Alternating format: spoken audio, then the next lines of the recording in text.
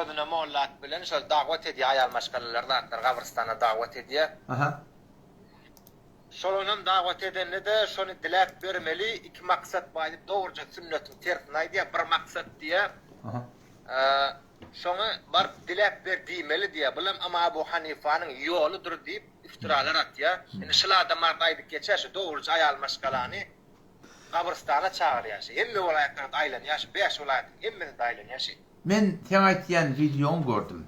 Türkmenistandan bir ahonyň biri şu tuğrutunda falança nefer elbette bir yerde de falança ahun bolly ýanyna bar.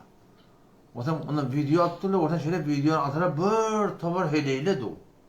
Madarçylykda hop Hanefi mezhep boyunca dinany jamaatın madarçylyga, gobyrçylyga barmaklygy bütün doğru derdi. Açık Hanefi mezhep fuqahalary zatlar şunu aýdygyny.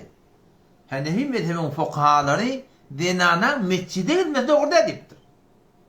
Mescide girmek doğru edipdir. Ne yapar madarçylyga barmak doğru bolmaly? Otam şu taýdan awul başdan şola honagan şun hakkını edip durulýy, gaty ýalňyş. Ondan soramda o tada heleleri gurumetdi, erkekleri bilece, gaçypdy. Yani o bir ara perde yok, zat yok.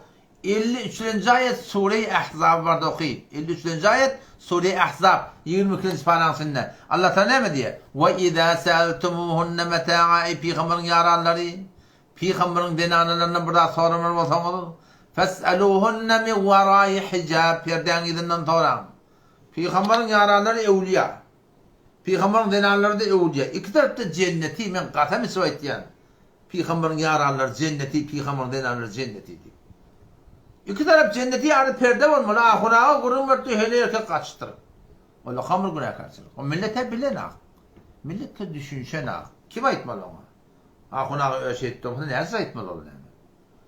Üstünden ne? Şu takbar madarçylyga, gobyrçylyga, ewliýaçylyga barmakda musulman doguldum. Diňe iki maksat bar. Şondan başga zat ýok.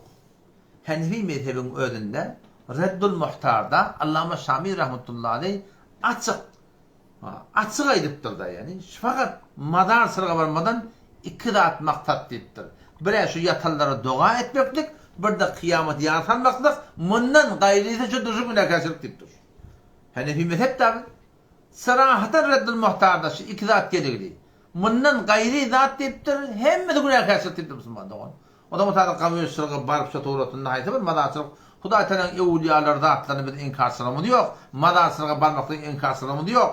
Baranda togap balony gurun ýok. Ýöne madarçylyga barmaklykdan maksat şu ki ýatalary dua etmeli we öljeňi ýazalmaly. O tada bar gabryň başyna baryp sen baryp dilep ber diýmeklik musulman dogan.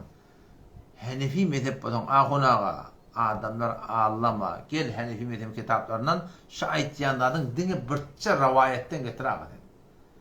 Şoforun bolýan otaki gabryň başyna baryp ey palany hem bana dua edewer diýýän zat Hanefi mezhep boýunça bolýan bolsa getirdim diňe birçe rawat getirýär. Edap gerek ki biziň hem gurulmady ýok yani. Bu kim haýdanda wada diqqedin?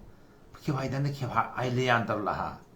O peygamber sen gabryň ýanynda baranda es'eluke şefaate ya Resulullah diýdi beýle. Peygamberiň hakynda näme? Peygamber diýýär, peygamber has adam.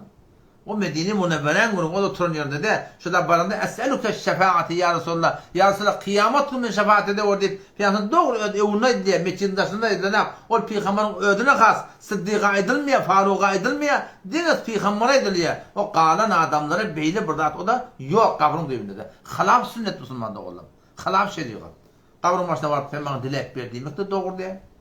O sen ödünün dilemek de sen doğru diyorsun. Burada katı bir hata karşılık, katı bir günah karşılık, komşu da öyle elekten geçirme var. Hanefi mezhebi var, Reddul Muhtar'da girişine var, kabristana varmaklıktan iki tane maksat. Bes, kıyametin yazılmak, o şu yatan adamlara Kur'an okuyup, sünnette Kur'an okuyup, hayır dua edip de sıkı etmek. Ondan başka zatları, bunu Müslüman da, onun torutunda günah karşılık yani.